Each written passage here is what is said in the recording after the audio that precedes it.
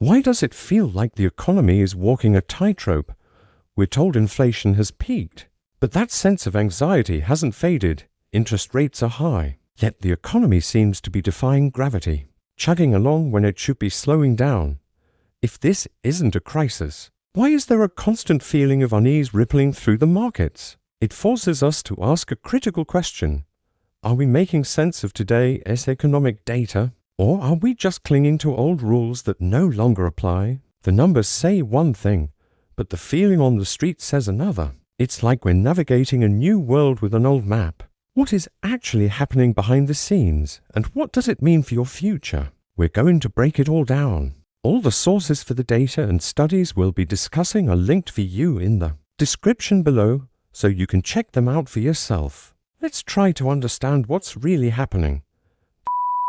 When we talk about the US economy, the conversation always seems to circle back to one big question. Are we on the verge of another major crisis, or is this just a tough but controlled slowdown?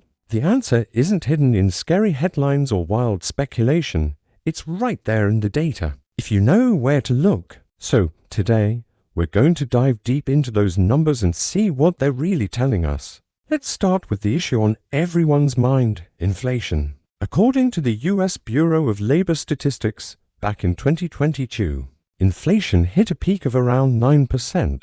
That was one of the highest levels we've seen in decades and a clear sign that the economy was running way too hot. Fast forward to today, and that same official data shows inflation has cooled down to somewhere between 3 and 4%.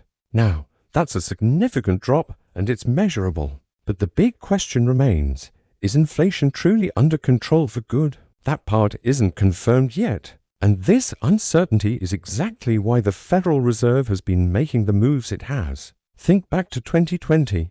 According to the Fed's own records, interest rates were near zero. This was an emergency measure to support the economy during the pandemic. But as inflation started to build up, the Fed had to act. They began raising interest rates step by step. And now those rates are holding steady at around 5%. Federal Reserve Chair Jerome Powell has said over and over that this isn't just a quick reaction. It's a data-driven strategy.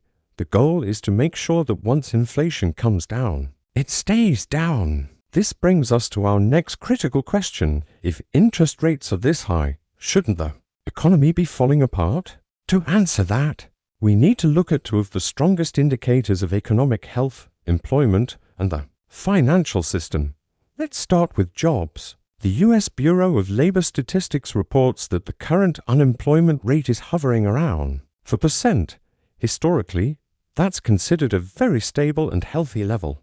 To give you some perspective, during the 2008 global financial crisis, unemployment soared to nearly 10%. That was a sign of a complete breakdown in the economic structure. The contrast between then and now is huge. It shows that what we're experiencing today is not a systemic collapse like 2008, nor is it the sudden, jarring shutdown we saw in 2020. Now, let's talk about the banking system. In past crises, we saw major financial institutions fail one after another, creating a domino effect that shook the entire global economy. Today, even with tighter financial conditions and increased regulatory pressure, the large banks are still standing. They are operational, they are liquid, and they are stable. This is a key reason why many experts at an institutional level are calling this a controlled slowdown, not a full-scale crisis. The system, while under pressure, is holding up. So, if the data on jobs is stable and the banks are secure, why does everything still feel so uneasy? Why is there still this lingering sense of anxiety in the market? That unease comes from uncertainty. And uncertainty can only be resolved with more data, not by reacting to old assumptions or gut feelings. The truth is, we're navigating a very complex environment, where past experiences don't always apply. The decisions made in the US don't just stay in the US. They create ripples across the entire globe, affecting international markets, capital flows, and currencies. This is especially true when, according to the US Treasury, government bond yields remain high. These high yields attract international investors, but they also signal a higher cost of borrowing, which can slow down economic activity globally.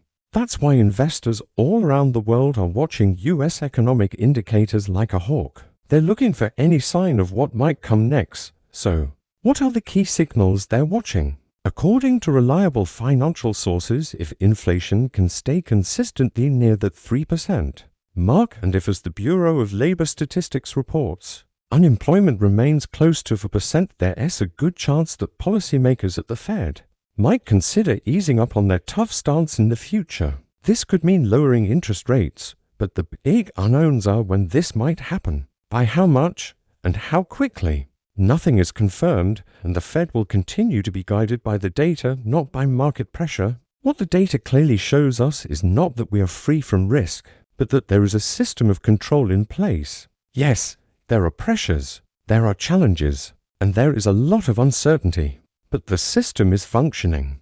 Decisions are not being made in a panic. They are being guided by official data and careful institutional oversight, filtering out the speculation and the noise. This really defines the moment we're in.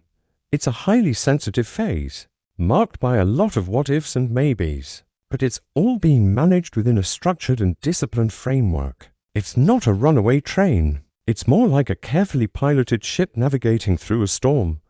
We're not reading today's data with yesterday's assumptions. Instead, we're seeing an economy that is deliberately being cooled down, with a close eye on preventing a full-blown recession. The story of the US economy right now isn't one of crisis, but one of management. It's a story of resilience in the face of immense pressure. It's a reminder that while feelings and fears are valid, the numbers tell a more nuanced and, frankly, more stable story. It's not an easy time, but it's a managed time. And understanding this difference is the key to seeing the path forward. Thank you so much for watching.